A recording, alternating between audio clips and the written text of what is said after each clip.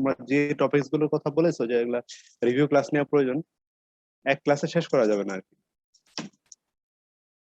আজকে আমরা শুরু করবো এইজ এন্ড গ্রোথ নিয়ে। কিছু বলতে চাও? স্যার নেটওয়ার্কের স্যার আমাদের দুইজন বৃষ্টি হচ্ছে তো সব জায়গায়। আর আজকে অনেক জায়গায় বৃষ্টি হচ্ছে, নেটওয়ার্কের খুব প্রবলেম, অনেক জায়গায় কারেন্ট নাই। তাই কি করব?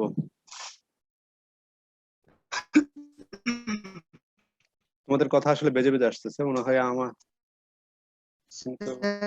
আমরা দুজন গতকাল quiz submit answer submit problem হলো। আচ্ছা, সেটা সমস্যা নাই, সেটা আমাদের প্র্যাকটিক্যাল সেশন গুলোতে তখন সমাধান করে নিব আর কি। কারা কারা দিতে পারো নাই, কেন দিতে পারো নাই, এবং তাদেরকে কিভাবে আরেকটা পরীক্ষা নেওয়া যায় আর কি। এবং সেটাই, প্র্যাকটিক্যালের তো কিছু অংশ তো পরীক্ষা নিতে হবে, তারপর যদি সুযোগ থাকে আমরা ওই সময় এগুলো আস্তে আস্তে কভার করে ফেলবো। কারণ আসলে বিশেষ পরিস্থিতিতে অনলাইনে আর কত সুন্দর করে পরীক্ষা নেওয়া যাবে? পরীক্ষা তো খুব বেশি ভালো হচ্ছে না মনে হয়, কারণ যেভাবে নেওয়া দরকার সেভাবে তো হচ্ছে না, তাই না? এখন বলো, পরীক্ষা কয়জন তোমরা সাবমিট করতে পারো নি? তোমরা দুইজন না কয়জন, টোটাল কতজন জানো? স্যার দুইজন। আচ্ছা ঠিক আছে, তো সমস্যা নেই, দুইজনের একটা সময় আমরা আমাদের আলাদা করে একটা পরীক্ষা নিয়ে নিব। তো আজকে মোটামুটি অনেকের সমস্যা, মানে অনেকে জয়েন করতে পারতেছে না, তারপর আমরা ক্লাস শুরু করে দিই না তোমাদের।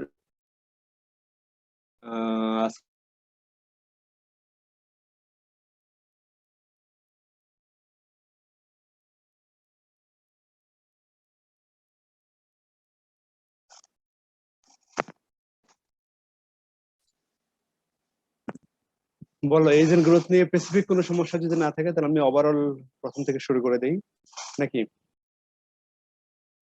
স্যার ওভারঅল সেটা আলোচনা করেন। আচ্ছা আচ্ছা, আমি তো খুব সন্দিহান আসলে তোমরা আমার কথা শুনতে পাচ্ছ কিনা, কারণ তোমাদের কথাগুলো খুব কেটে কেটে আসতেছিল। স্যার ঝড় বৃষ্টি হচ্ছে তো স্যার, সমস্যা। স্যার আপনার কথাও স্যার কেটে কেটে আসছে, পুরোপুরি শোনা যাচ্ছে না। ও আচ্ছা আচ্ছা, না ওই যে আমাদের কয়দিন আগে যে ঘূর্ণিঝড় হয়ে গেল ইয়াসের কারণে আবার সাবমেরিন কেবল ক্ষতিগ্রস্ত হয়েছে, এটার একটা প্রভাব থাকতে পারে আর কি। আচ্ছা, আমরা তো শুরু করে দিই, কারণ এটা শেষ করে এজ এন্ড গ্রোথ শেষ করে যদি আরেকটা টপিক পারি তাহলে ওটা শুরু করবো। এবং আজকে হয়তো একটু তোমাদের গাইডলাইন দিয়ে দেবো যে কতটুকু পড়া দরকার আর কি, তোমাদের মিড পরীক্ষার জন্য। বিশেষ করে তোমাদের একটা মিড মনে হয় ওটন তোমরা পেয়ে যাবা, সেখানে তোমাদের শুধু একটা মিড পরীক্ষা দিতে হবে আর ফাইনাল পরীক্ষা দিতে হবে সম্ভবত আর কি। তবে আগামী বৃহস্পতিবার একাডেমিক কাউন্সিল মিটিং আছে, সেখানে হয়তো সিদ্ধান্ত হবে আরো কনফিডেন্টলি।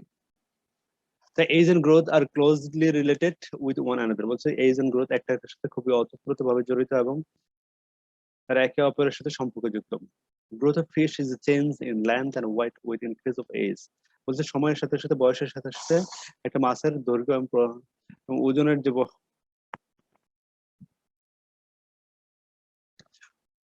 যে পরিবর্তন হয় সেটাই বলা হচ্ছে তার growth. While growth in fish is a progressive increase in the size, and development is the progressive acquisition of various life functions relating to complete their life stream. বলছে গ্রোথ হচ্ছে কি চেঞ্জ, আকার বা আয়তনে অথবা ওজনের যে চেঞ্জ সেটাই হচ্ছে গ্রোথ। আর ডেভেলপমেন্ট বলতে হচ্ছে আসলে এক ধরনের আরেকটা পরিবর্তন, যেটা দ্বারা কিছু এক ফাংশন থেকে আরেক অথবা এক নির্দিষ্ট কার্যক্ষমতা থেকে আরেকটা কার্যক্ষমতা অর্জন করার প্রক্রিয়া। Both growth and development depend on various intrinsic and extrinsic factors, of which age is the most important triggering one. বলছে এই যে গ্রোথ এবং ডেভেলপমেন্ট বিভিন্ন ফ্যাক্টর দ্বারা নিয়ন্ত্রিত হয়, তার মধ্যে এইজ একটা গুরুত্বপূর্ণ ফ্যাক্টর। আমরা দেখি আসলে এই এইজ এন্ড গ্রোথের অ্যাপ্লিকেশনটা কি, অথবা এটা কোথায় কাজে লাগতে পারে আর কি, এটা জানলে আমাদের কি হবে ফিশের ক্ষেত্রে। Know the time of sexual maturity, spawning time and growth rate. বলছে একটা মাছের এজ জানা থাকলে তার সাথে রিলেট করে আমরা তাদের সেক্সুয়াল ম্যাচুরিটি জানতে পারি, তার স্পনিং টাইম জানতে পারবো এবং গ্রোথ রেটকে বের করতে পারবো। Growth rate and age of fish also indicate the size of fish at different stages. এর উপর ভিত্তি করে ফিশকে আবার বিভিন্ন ভাবে নামকরণ করা হয়েছে। আমরা যেমন এক নির্দিষ্ট এইজের এবং নির্দিষ্ট সাইজের ফিশকে বলি ফ্রাই, তারপরে একটু বড় হলে সেটা করে ফিঙ্গারিং বলি, এরকম ভাবে আমরা অ্যাডাল্ট বলি অথবা জুভেনাইল বলি। Growth rate of fish indicates the suitability of particular species for aquaculture. কোন মাছের গ্রোথ রেটের উপর ভিত্তি করে সাধারণত স্পিসিস সিলেকশন করি আমরা, যে কোন মাছটা অ্যাকোয়াকালচারে চাষ করা যাবে আর যাবে না, এরকম করে। Study of age and growth is helpful in fisheries production as well as fishing. Overall fisheries production কিরকম দরকার আমাদের, আমাদের যেটা বলে যে ডিমান্ড সাথে প্রয়োজনের সাথে আমাদের কতটুকু প্রোডাকশন প্রয়োজন সেটা ক্যালকুলেট করতে গেলে গ্রোথ রেট প্রয়োজন হয়, এবং কি পরিমাণ কতটুকু পরিমাণ চাষ করব কোন এজ পর্যন্ত সেটা নির্ধারণ করা যায়।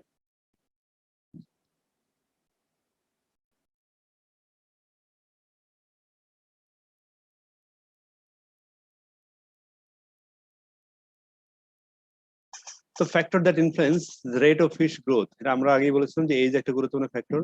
The fish continue to grow throughout the life, but with increasing age, growth rate is slow, and in extreme old age, fish growth is extreme slow. বলছি যে কোনো স্পিসিসের ক্ষেত্রে যখন আর্লি লাইফ স্টেজে তার গ্রোথ রেটটা অনেক বেশি থাকে, যখন বয়স হতে থাকে আস্তে আস্তে কমতে থাকে, এবং ফিশের ক্ষেত্রে ফিশের বা হিউম্যান ছাড়া বা কিছু অ্যানিমেলস ছাড়া, হায়ার অ্যানিমেল ছাড়া, বিশেষ করে ফিশ হিউম্যান ছাড়া প্রত্যেক অ্যানিমেলেরই গ্রোথ হতে থাকে, যতদিন তারা বেঁচে থাকে একটা গ্রোথ হতে থাকে। বিশেষ করে ফিশ অথবা মাছ, ফিশ এবং প্ল্যান্ট, এই ধরনের যে গুলো আছে এগুলো সাধারণত গ্রোথ হতেই থাকে, কিন্তু বিশেষ করে অ্যানিমেলের ক্ষেত্রে একটা গ্রোথ এক নির্দিষ্ট এজের পরে বন্ধ হয়ে যায় আর কি।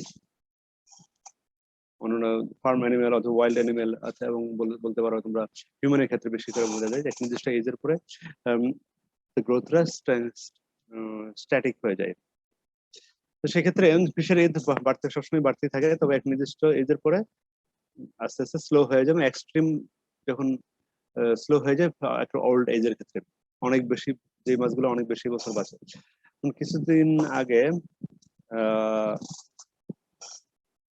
আমেরিকার ওয়াহিওতে মনে হয় ওয়াহিও রিভারে একটা স্টারজন পাওয়া গেছিল যার বয়স ছিল 100 বছর। এরকম ভাবে বিভিন্ন সময় বিভিন্ন মাছ ফিশ পাওয়া যায় যার বয়স এরকম থাকে। এরকম এক্সট্রিম এজ 100 বছর যে মাস্টার ফিশ তাদের গ্রোথ রেট একেবারে স্লো অথবা বন্ধ হয়ে যাওয়ার উপক্রম হয় আর কি। অ্যান্ড ডিফারেন্ট লোকালিটিস এবং জিওগ্রাফিক্যাল লোকেশন অনুযায়ী ফিশের গ্রোথ রেট ভ্যারি করে, এবং অবভিয়াসলি সিজন, বিশেষ করে সামার সিজনে একরকম গ্রোথ হয় এবং উইন্টার সিজনে আরেক রকম গ্রোথ হয়। এবং পাশাপাশি ওয়াটার কোয়ালিটি, বিশেষ করে অক্সিজেন খাবারে পানিতে কিরকম ফুড সাপ্লাই থাকবে এবং অক্সিজেন কিরকম থাকবে তার উপর ভিত্তি করে, বিশেষ করে ওয়াটার কোয়ালিটি প্যারামিটার উপর ভিত্তি করে ফিশের গ্রোথ নির্ধারণ হয় অথবা এফেক্টিং হয়। ওয়াটার কোয়ালিটি প্যারামিটার অথচ যদি সবগুলো সুইটেবল কন্ডিশনে থাকে ফিশ গ্রোথ ভালো হয়, আবার যদি কোনোটা অ্যাবনর্মাল হয় তখন দেখা যায় ফিশ গ্রোথ লো হয়ে যায়। পপুলেশন ডেন্সিটি বিশেষ করে নেচারে হতে পারে অথবা আমাদের অ্যাকোরিয়ামে অথবা আমাদের পন্ডে যখন ফিশ কালচার করি তখন স্টকিং ডেন্সিটি একটা গুরুত্বপূর্ণ ফ্যাক্টর।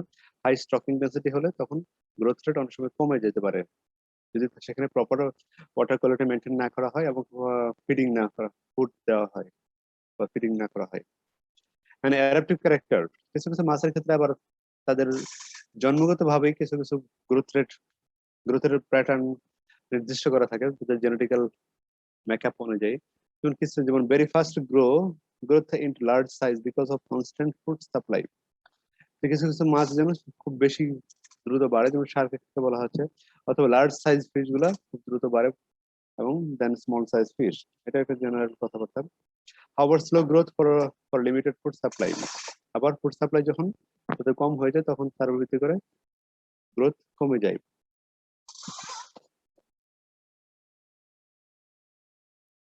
তো আমরা আগে দেখি মেথড অফ এজ ডিটারমিনেশন, একটা মাছের এজ কে কিভাবে ডিটারমিন করতে পারি আমরা তো আগেই বলেছি, সেটা হচ্ছে বিভিন্ন ধরনের মেথড রয়েছে, তার মধ্যে একটা হচ্ছে স্কেল মেথড, তারপর অটোলিক মেথড, তারপর হচ্ছে বোন মেথড। স্কেল মেথড কি? Counting annually of scale. তোমরা আগে বলেছিলাম যে স্কেলের উপর কিছু দাগ তৈরি হয়, সার্কুলার রিং তৈরি হয়। এখানে দুই ধরনের রিং তৈরি হয়, একটা হলো সার্কুলি বলে, একটা অ্যানুয়ালি বলে। অ্যানুয়ালিতে একটু মোটা এবং পুরোটাই সার্কেল থাকে, সেই অ্যানুয়ালি দিয়ে সাধারণত স্কেল থেকে এজ নির্ধারণ করা হয়। যখন একটা মাছের বয়স 1 বছর থাকে তখন তাদের একটা অ্যানুয়ালি থাকে। আহ আবার যখন 1 বছরের বেশি থাকে তখন দেখা যায় একটা অ্যানুয়ালি থাকে, কিছু সার্কুলে থাকে যেগুলো হাফ সাইকেল থাকে। আবার যখন 2 বছর থাকে তখন আহ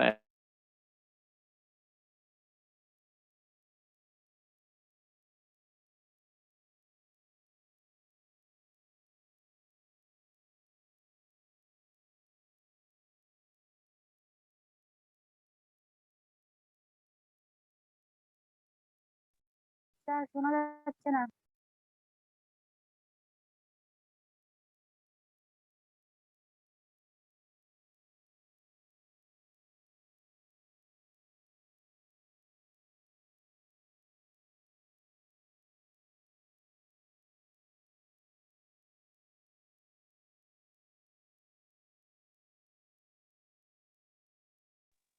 স্যার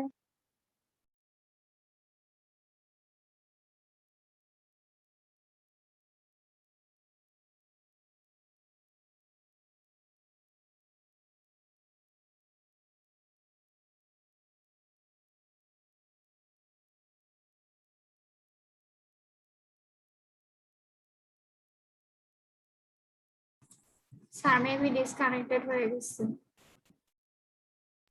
স্যারের ওখানে কারেন্ট নাই। আচ্ছা স্যার এভাবে প্রত্যেকটা পেজ বলতেছে কেন? এভাবে তো সম্ভবই না। মানে জাস্ট ইম্পর্টেন্ট টপিক গুলা বলতো স্যার। সিনথিয়া গ্রুপে কথা বল। এভাবে কথা বলিস না। আর এখানে কথা বলো কেন?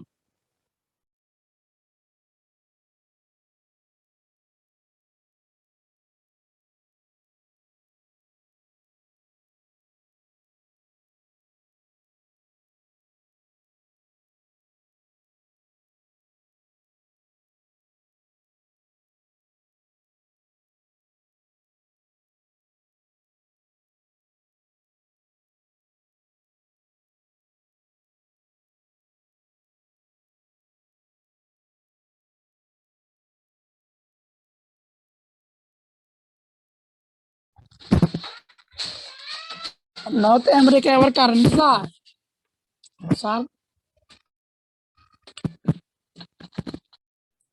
স্যার নাই রে আমি এই জন্য তো বলতেছি স্যার কই গেল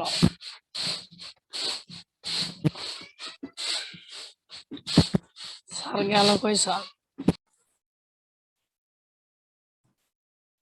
আসবে ওয়েট ফর।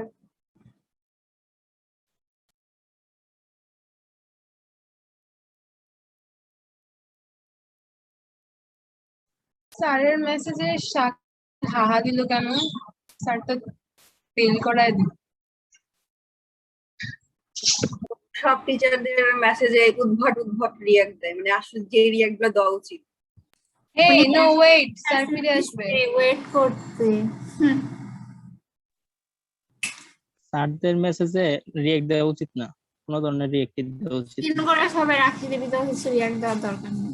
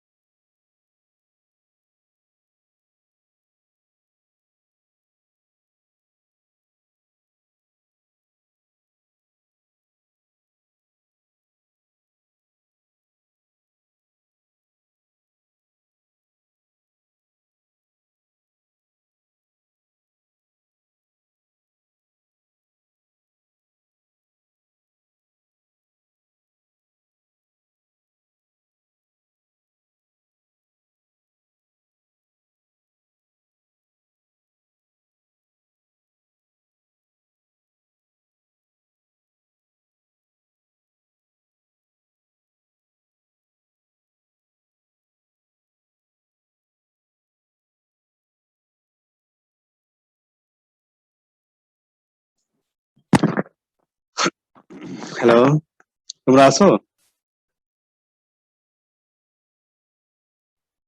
G sir. ওকে, ধন্যবাদ। স্যার দুঃখ একটা দুঃখ কথা ছিল। হ্যাঁ, বলো।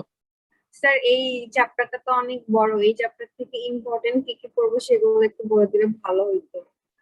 আচ্ছা, আমি পড়াইতে থাকি, একটা নির্দিষ্ট সময় যায় বলে দেবো যে কোনটা ইম্পর্টেন্ট আর কোনটা আনইম্পর্টেন্ট, তাই না? এভাবে তো, পড়ালে শেষ হবে না স্যার। হুম।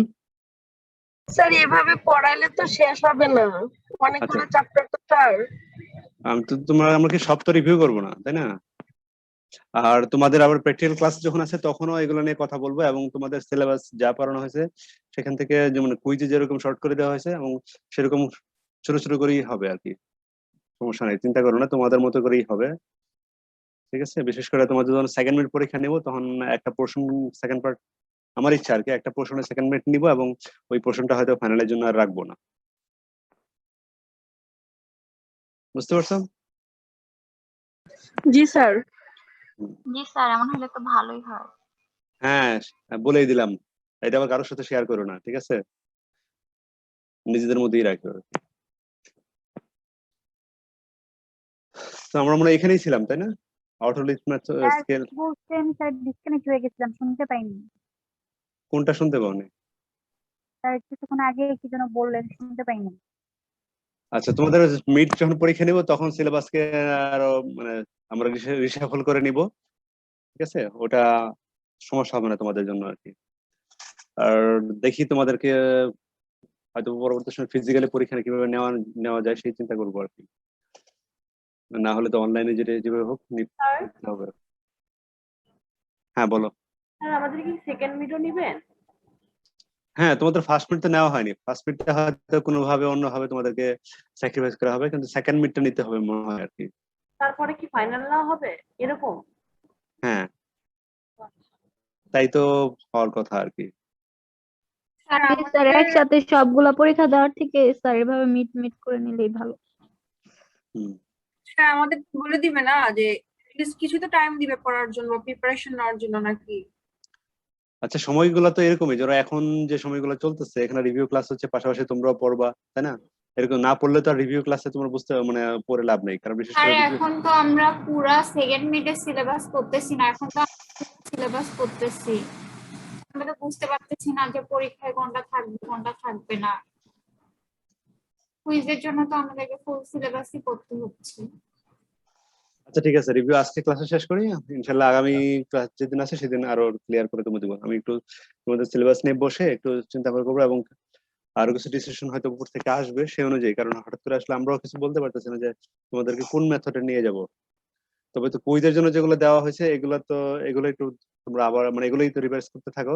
আর ফাইনালে হয়তো বা এর মধ্যে থেকে হয়তো সেকেন্ড মিড নিব, আর সেকেন্ড মিড যেগুলো নিব হয়তো আমি, আমার চিন্তা হলো সেগুলোকে হয়তো বা অমিট করার চেষ্টা করব।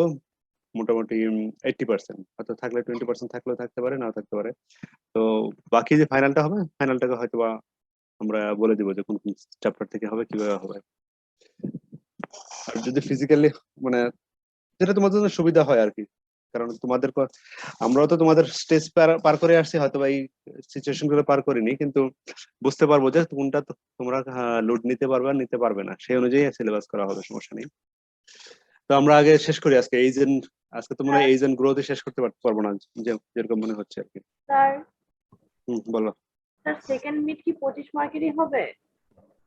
হ্যাঁ, 25 মার্কের। আচ্ছা, আপাতত আমাদের ফার্স্ট এটা শেষ করি, তারপর সেকেন্ড আমার প্র্যাকটিক্যাল ক্লাসে আমরা সেকেন্ড মিড নিয়ে কথা বলবো আর কি, ঠিক আছে? প্র্যাকটিক্যাল ক্লাসে যেহেতু আমাদের মধ্যে 3টা এক্সপেরিমেন্ট তোমাদেরকে লিখতে দিচ্ছি, আমাদের খুব বেশি সময় লাগবে না, যেহেতু আমাদের অনেক সময় থাকবে, সেই সময়গুলো আমরা এই রিভিউ ক্লাস পাশাপাশি আমাদের পরীক্ষা কিভাবে নেওয়া যায়, অথবা যদি শর্ট শর্ট করে কোনো পরীক্ষা তোমরা দিতে চাও তাহলে সেটাও নেওয়া যাবে। বিশেষ করে আমরা অপেক্ষায় আছি আসলে ইনস্ট্রাকশনের জন্য, উপর থেকে কিরকম ইনস্ট্রাকশন আসে আর কি, ঠিক আছে? তো আমরা এই পর্যায়ে ছিলাম, আজকের যে টপিক শুরু করছিল এটাই আসলে শেষ করতে পারবো কিনা সেটা বুঝতেছি না, দেখি শেষ শেষ করার চেষ্টা করি।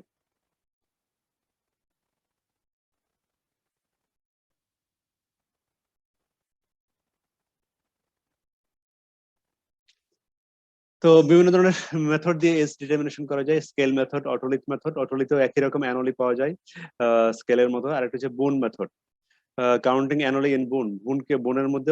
বোনের মধ্যেও দেখা যায় এরকম বিভিন্ন ধরনের রিং পাওয়া যায় অথবা অ্যানোলি পাওয়া যায়, অপার কলমে পাওয়া যায়, বার্টিবাতে পাওয়া যায়, অথবা সুপ্রা ওসিপিটাল বোনে পাওয়া যায়, অথবা স্ক্যাপুলাতে পাওয়া যায়। এরকম বিভিন্ন ধরনের স্পেসিফিক বোনকে নিয়ে আমরা এগুলা করতে পারি, যে এগুলো ধরনের অ্যানোলি গুলা কাউন্ট করতে পারি, বিভিন্ন ধরনের রিং কাউন্ট করতে পারি, সেগুলো কাউন্ট করে সেগুলো থেকে আমরা এজ ডিটারমিনেশন করতে পারি। বিশেষ করে খুব পপুলার হচ্ছে স্কেল মেথড আর হচ্ছে অটোলিথ মেথড।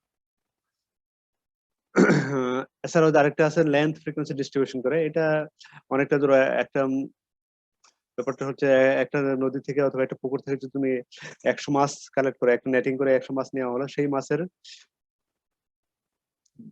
যদি তুমি তাদের লেন্থ অথবা ওয়েট কে তার এজের সাপেক্ষে অথবা সময়ের সাপেক্ষে যদি প্লটিং করো, তখন এক ধরনের গ্রাফ পাওয়া যায়। যেমন কয়েকটা পিক পাওয়া যাবে তখন গ্রাফে, যেমন কোন তোমরা ছবিতে যেরকম দেখতে পাচ্ছ এরকম পিক পাওয়া যায়, দেখা যায় কোনো একটা পিক বড় হয়ে গেছে, আবার হয়তো বা এরকম ছোট হয়ে যায়, আবার একটা পিক হয়েছে।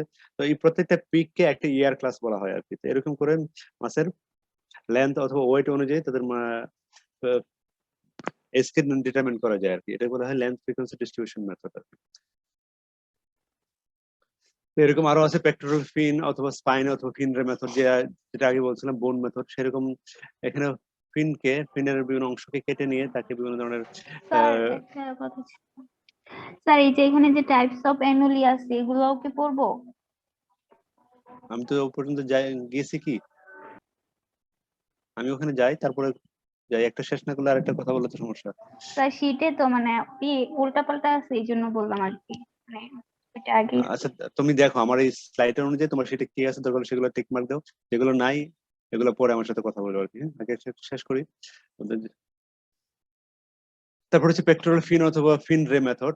সেরকম পেক্টোরাল বোন মেথডের মতো পেক্টোরাল ফিন অথবা বিভিন্ন ধরনের ফিনকে কেটে নিয়ে সেগুলোকে আবার বিভিন্ন কেমিক্যাল দিয়ে সেগুলোকে আবার মাউন্টিং করা হয় বা সকিং করা হয়। সকিং করে সেখান থেকে কেটে মাইক্রোস্কোপের নিচে নিয়ে দেখে বিভিন্ন ধরনের রিং পাওয়া যায়। সেই রিং গুলোকে আবার আরেকটা স্কেলের সাথে কম্পেয়ার করে তখন ক্যালকুলেট করা হয়। বিশেষ করে আগে যে মেথড গুলো বলেছিলাম সেগুলো হচ্ছে মোস্ট ইম্পর্টেন্ট। তো এটা জাস্ট মনে রাখো যে পেক্টোরাল ফিন অথবা ফিন মেথড গুলো কিরকম। তো আমরা চলে আসি স্কেল মেথড না। স্কেল মেথডে বলতে মোস্ট কমনলি ইউজড মেথড, মূলত সাইক্লোয়েড অথবা টেনার স্কেলগুলো দিয়ে স্কেল মেথড ইউজ করা হয়। আর অন্য অনেক ধরনের স্কেল আছে, বিশেষ করে তোমরা জানো গ্যানোয়েড স্কেল আছে, প্ল্যাকয়েড স্কেল আছে, সেসব ক্ষেত্রে নট কমন, নট ইজি আর কি। The structure of scale and its development is useful in the interpretation of growth zone. আমরা আগে বলেছিলাম যে স্কেল মেথডে কি করা হয়, তাদের যে অ্যানোলি গুলো আছে সেগুলোকে কাউন্ট করা হয়, কাউন্ট করে তাদের এজ কে ডিটারমিনেশন করা হয়। আবার অ্যানোলির সাথে সাথে কি করা হয়, তার সার্কুলি গুলো দেখা যায়, সার্কুলি গুলো বোঝা যায় যে একটা অ্যানোলি থেকে তার বাইরের দিকে যদি সার্কুলি থাকে তাহলে বোঝা যায় এর এজটা হচ্ছে 1+ অথবা 2+, এরকম। তোমরা যেখানে দেখো একটা স্কেলের একেবারে মাঝখানে যে অংশটাকে বলা হয় ফোকাস, এবং এটা হচ্ছে অরিজিন অফ স্কেল, এবং এরপরে আস্তে আস্তে রিং হতে থাকে, একটা দুটো এরকম করে রিং হতে থাকে, রিং হয়ে হয়ে হয়ে স্কেলটা পূর্ণ হয়ে যায়। এবং এই রিং গুলা কোনটা একেবারে সার্কেল পূরণ করে, যেটা সার্কেল পূরণ করে এটাকে বলা হচ্ছে অ্যানোলি, আর যদি যেটা সার্কেল পূরণ করে না করে সেটাকে বলা হয় সার্কুলি। বিশেষ করে অ্যানোলি গুলাকেই কাউন্ট করা হয় অ্যাজ এ এজ, তার মানে একটা বছর বা একটা নির্দিষ্ট ইভেন্ট কে কাউন্ট করা হয় একটা অ্যানুয়ালিকে। এরকম যতগুলো অ্যানুয়ালি হবে মাসের বয়সটা সেরকম হবে, সেরকম হয়। যেমন 3টা অ্যানুয়ালি হলে মাসের বয়স হচ্ছে 3 বছর। আবার যদি 3টা অ্যানুয়ালি তার পাশে যদি আরো কিছু সার্কুলি থাকে থার্ড রিং এর পরে, তখন ধরা হয় এই মাসের এজ হচ্ছে 3+। তো একটা স্কেলের বিভিন্ন প্রান্ত এখানে ছবিতে দেখা যাচ্ছে, বিভিন্ন প্রান্তের কথা বলা হচ্ছে। একটা অ্যান্টেরিয়র ইয়ার্স বলা হয় আর একটা পোস্টেরিয়র ইয়ার্স। সাধারণত অ্যান্টেরিয়র ইয়ার্স এমবেডেড পার্ট, মাসের মধ্যে এমবেডেড অবস্থায় থেকে স্কিনের মধ্যে, আর পোস্টেরিয়রটা বাইরের দিকে থাকে। এবং সেখানে তো আবার বিভিন্ন ধরনের ক্রোমাটোফোর থাকতে পারে, বিভিন্ন ধরনের পিগমেন্ট থাকতে পারে, এক্সপোজড পার্ট যেটা আর কি, এটা তোমরা সবসময় দেখতে পারো। আবার কোনো কোনো সময় দেখা যায় এই স্কেলের মধ্যে এক দুই ধরনের অ্যানোলি তৈরি হয়, একটা হলো ফলস অ্যানোলি আর হচ্ছে ট্রু অ্যানোলি। তো ট্রু এন্ড ফলস অ্যানোলি কিরকম? আসলে true anomaly has following characteristics. True anomaly are represented by a closely situated circuli, which are covered by widely spaced circuli. বলছে একটা true anomaly পাশে আর কিছু circuli থাকবে, and to complete circuli surrounded the trough, which are wider on the anterior and posterior side. Sometimes false anomaly appear on the scales of fishes due to undesirable factor. বলছে false anomaly অনেক সময় দেখা যায় কিরকম, তুমি যদি second ছবিতে দেখো একটা ফার্স্ট যে অ্যানোলি সেটা হচ্ছে ট্রু অ্যানোলি, আর তারপরে আরেকটা অ্যানোলি তৈরি হয়েছে যে এটা পুরো সার্কেল কমপ্লিট করে নাই, তার আগে শেষ হয়ে গেছে, এটাকে বলা হয় ফলস অ্যানোলি। তোমরা কখনো এই যে স্কেল মেথডে তোমরা এরকম এজ ডিটারমিনেশন করতে যাও, তাহলে ধরতে হবে যে সার্কেল অ্যানোলিটা একটা রিং কমপ্লিট করে সেটা হচ্ছে ট্রু অ্যানোলি, আর যেটা রিং কমপ্লিট না করে তার আগে শেষ হয়ে যায় সেটা হচ্ছে ফলস অ্যানোলি। এবং সেটা বিভিন্ন কারণে হতে পারে, কোনো কারণে হঠাৎ করে এনভায়রনমেন্টাল পলিউশন যদি বেড়ে যায়, অথবা কোনো কারণে টেম্পারেচার অথবা স্যালানিটি অথবা যে কোনো ধরনের ফ্যাক্টর যদি ইনফ্লুয়েন্স করে বা ফিশকে শকে নিয়ে যায়, তখন সেই ইভেন্টের কারণে একটা ফলস অ্যানোলি তৈরি হয়। The application of scale method, general process for scale age analysis preparation is as follows. During collection, it is বলছে যখন স্কেল মেথডে আমরা একটা মাছের এজ কে ডিটারমিনেশন করতে যাব, তখন স্যাম্পল কালেকশন করতে গেলে বা কি করতে হবে, during collection it is important to make sure to sample the same area on the same site of each individual. একটা গ্রুপ অফ ফিশের এজ কালেকশন করতে গেলে এই ফিশটাকে এক নির্দিষ্ট লোকেশন থেকে কালেক্ট করতে হবে সবসময়। যদি এই মাছটাকে বিভিন্ন লোকেশনে কালেক্ট করি তাহলে তার এজ কম্পারিজন ঠিক হবে না, এবং স্কেলটা যে পার্টস থেকে নিব মাছের লেফট সাইড অথবা রাইট সাইড, সবসময় এক সাইড থেকে নিতে হবে।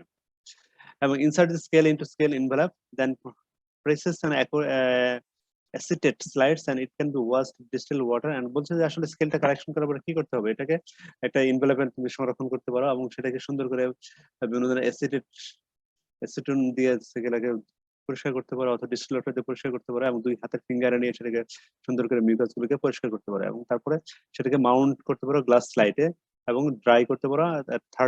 ড্রাই করতে হবে 30 ডিগ্রি সেলসিয়াস টেম্পারেচারে, 37 ডিগ্রি সেলসিয়াস টেম্পারেচার, অথবা যদি ফারেনহাইটে বলে 100 ডিগ্রি ফারেনহাইট।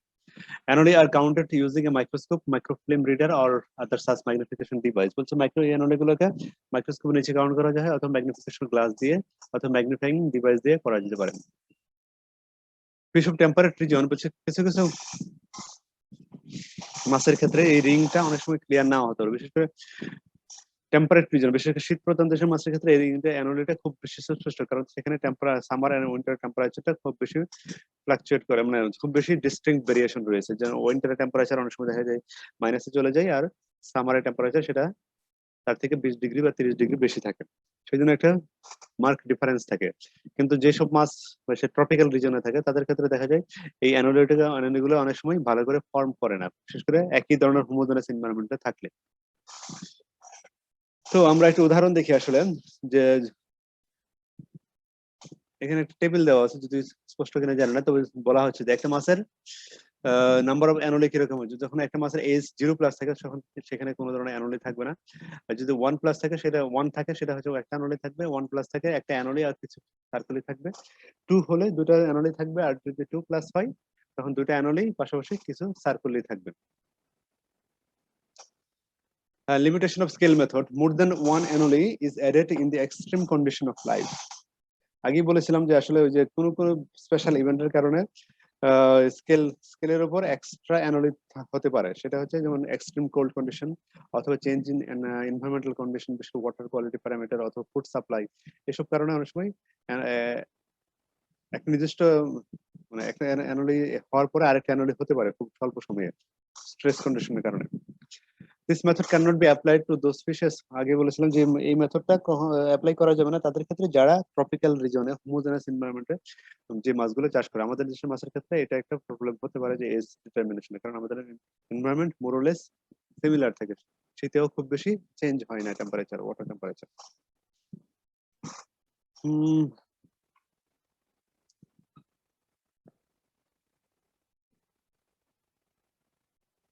আমার ধারণা এই মেথড গুলো তোমরা পরীক্ষার জন্য না পড়লে হবে, জাস্ট প্র্যাকটিক্যাল মানে থিওরি সরি ভাইবার জন্য এগুলো তোমরা জন্য রাখতে পারো, নোন এজ মেথড, তারপরে গ্রোথ কার্ভ মেথড।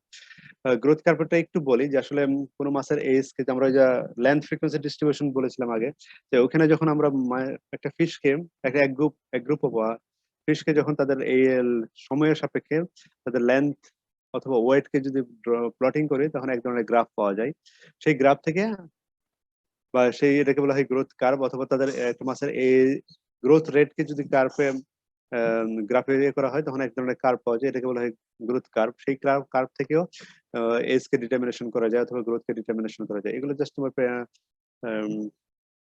ভাইবার জন্য মনে রাখো, মনে রাখো যে ভাইবার জন্য ইম্পর্টেন্ট। আমরা হয়তো আমাদের থিওরিতে আমি নাও দিতে পারি আর কি আপাতত।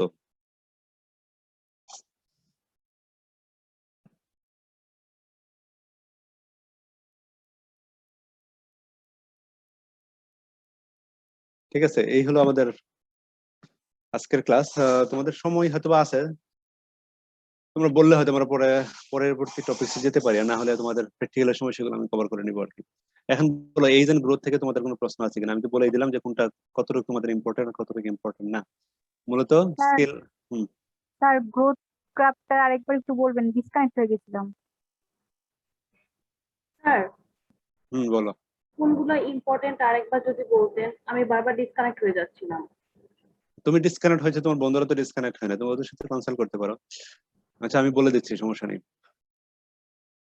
লিমিটেশন অফ স্কেল পর্যন্ত হচ্ছে আমি বলছি ইম্পর্টেন্ট। আর পরে যে বললাম ম্যাথ, পরে যে জিনিসগুলো দেখাচ্ছি বলতে method of growth determination, known as method, তারপর হচ্ছে গ্রোথ কার্ভ, তারপর ডিরেক্ট প্রপোর্শন মেথড যেটা বডি স্কেল রিলেশনশিপ মেথড, এই মেথড গুলা তোমাদের পরীক্ষার জন্য হয়তো আমি খুব বেশি ইম্পর্টেন্ট দিব না, এটা তোমাদের ভাইবার জন্য মনে রাখো আর কি। ঠিক আছে। স্যার ওটোলিট মেথডটাও কি ভাইবার জন্য করব? হ্যাঁ পড়ো, ওটা তো খুব বেশি আমি ডিটেলস বলিনি, জাস্ট অল্প কিছু পড়া হয়েছে জাস্ট। কিন্তু ক্লাসিফিকেশন যদি বলা হয় যে কি কি মেথডে এজ ডিটারমিনেশন করা যায়, এগুলো তো তোমাদের পরীক্ষায় আসতেই পারে। ঠিক আছে, কিন্তু ডিটেল মানে ডিটেইলস করব না, শুধু পয়েন্টার। পয়েন্টটা পড়তে পারো, কিন্তু স্কেল মেথডটা ডিটেলস পড়বে আর কি। স্কেল মেথডটা ঠিক আছে, তিনটা মেথডের মধ্যে স্কেল মেথডটা ডিটেলস পড়বে, আর বাকি মেথড গুলো তোমরা ভাইবার জন্য পুরো পড়বে, আর স্কেল মেথডটা হচ্ছে পরীক্ষার জন্য পড়বে। ঠিক আছে, জি স্যার। আপনি বসেন এখানে। ঠিক আছে, বুঝতে পারছো? জি জি sir. Sir.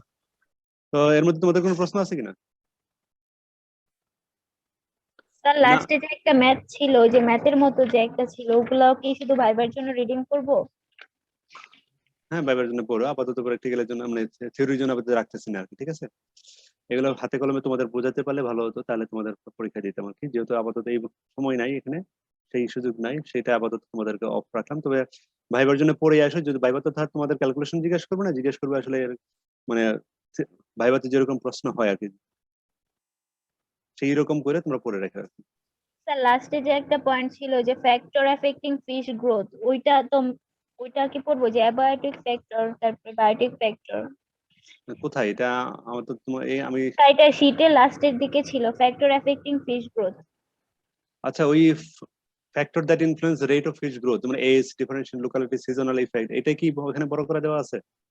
Ability food succession, population density, adaptive sir character. এটাও আছে, আবার ওইটাও আছে। ওইটা আচ্ছা, মানে এটা থাকলে আর ওটা পড়া দরকার নেই আপাতত। ঠিক আছে, মানে থিওরির জন্য এটা পড়া দরকার নাই। ঠিক আছে, ভাইবাতে যে জিজ্ঞেস করে পয়েন্ট গুলো মনে রাখবো আর কি। কিন্তু এই factor that influence the rate of fish growth, এটা থিওরির জন্য পড়তে পারো আর কি।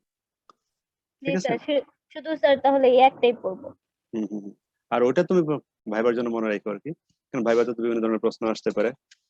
তো ঠিক আছে, তোমাদের যদি প্রশ্ন না থাকে, আর এগুলো নিয়ে আরো বিস্তারিত কথা বলা যাবে, বিশেষ করে তোমাদের সিলেবাস নিয়ে এবং তোমাদের প্র্যাকটিক্যাল সেশনে। ঠিক আছে,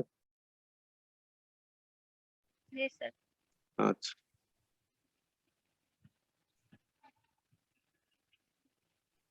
স্যার আসসালামু আলাইকুম।